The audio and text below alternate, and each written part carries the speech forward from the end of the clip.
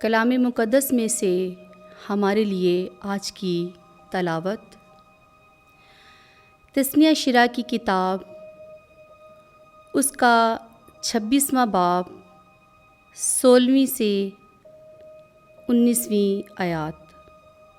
आज के दिन खुदावन तेरा खुदा तुझे हुक्म देता है कि तू इन कवानीन और क़िज़ों पर अमल कर, उन्हें मान और अपने सारे दिल और अपनी सारी जान से उन पर अमल कर।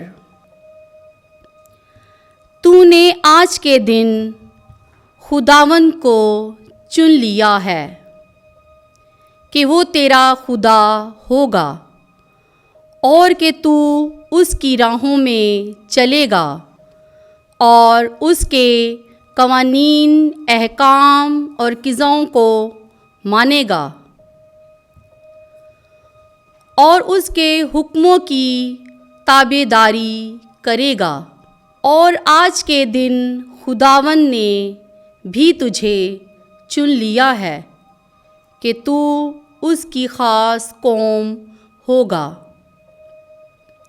जैसा कि उसने मुझसे कहा, ताकि तू उसके सब हुक्मों को माने, ताकि सब कौमों पर जो उसने पैदा की अपनी तारीफ़ और नाम और जलाल के लिए तुझे फ़ौक़ियत दे, और ताकि खुदावन अपने खुदा के लिए तू एक मुक़द्दस गिरोह हो, जैसा कि उसने फरमाया।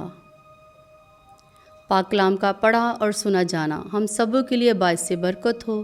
खुदावन का शुक्र हो।